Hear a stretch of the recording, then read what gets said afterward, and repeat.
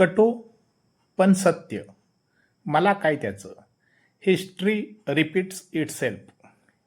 ही पळ काढू मानसिकता किती घातक ठरते याची काही उदाहरणे खालीलप्रमाणे.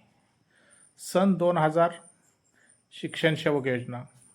परिणाम: नवीन जॉईन होणाऱ्या शिक्षकांवर कंत्राटी पद्धतीने काम करण्याची वेळ आली. आयुष्यातील महत्त्वाची 3 वर्षे वाया गेली. आपल्यातीलच काही शिक्षकांची मानसिकता, मला काय त्याचं. सन 2005 जुनी पेन्शन बंद. परिणाम: 2005 नंतर जॉईन होणाऱ्या शिक्षकांची पेन्शन बंद होऊन अन्यायकारक DCPS NPS आली. आपल्यातीलच काही शिक्षकांची मानसिकता, मला काय त्याचं. सन 2006 6वा वेतन आयोग नवीन जॉईन होणाऱ्या शिक्षकाला सुरुवातीला ग्रेड पे केंद्रामध्ये 4200 तर महाराष्ट्रात 2800.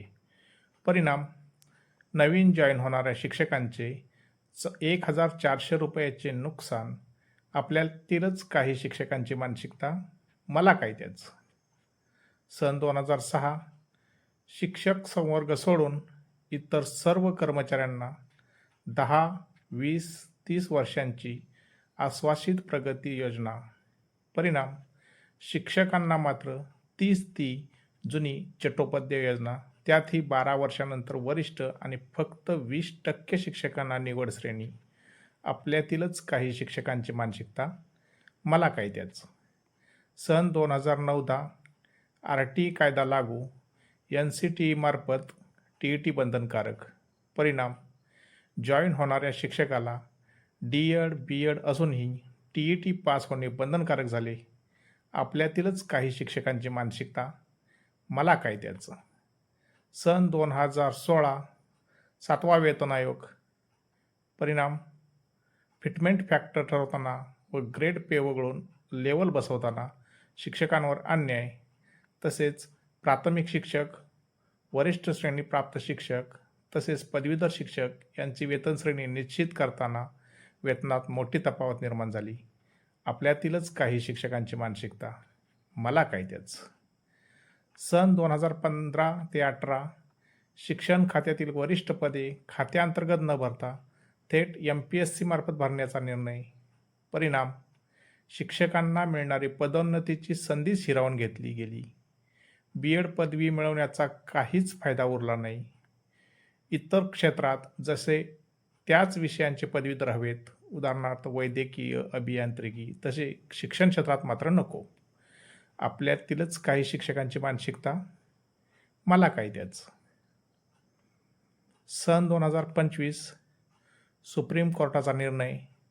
सर्व शिक्षकांना TET बंधनकारक, काही अपवाद वगळता.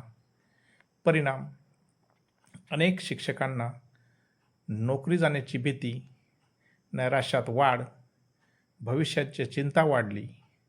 आता मात्र शिक्षकांची मानसिकता बदलत आहे. हा निर्णय खूपच अन्यायकारक आहे. सर्व संघटनांनी याविरुद्ध एकत्र येऊन आवाज उठवला पाहिजे. ही भावना जागृत होते. थोडक्यात काय तर, जेव्हा स्वतःवर वेळ येते तेव्हाच माणूस जागा होतो. महाराष्ट्रात सरकारी कर्मचाऱ्यांमध्ये शिक्षक संवर्गाची संख्या सर्वात जास्त आहे. वास्तविक पाहता एवढ्या मोठ्या प्रमाणातील कर्मचाऱ्यांचा खूप दबाव असायला हवा. पण जेव्हा जेव्हा अन्यायकारक निर्णय घेतले जातात तेव्हा तेव्हा आपण मला काय त्याचं म्हणून हात झटकण्याचा प्रयत्न करतो. आपल्या शिक्षकात एकी नसल्याने वेगवेगळे प्रयोग आपल्यावर केले जातात. अर्थात काही संघटना अशा निर्णयांना विरोध करतात, पण सध्या असलेल्या अनेक संघटना आणि त्यांची झालेली अनेक शकले यामुळे संघटित असा विरोध होत नाही. नीट विचार करा, संघटित व्हा, संघर्ष करा.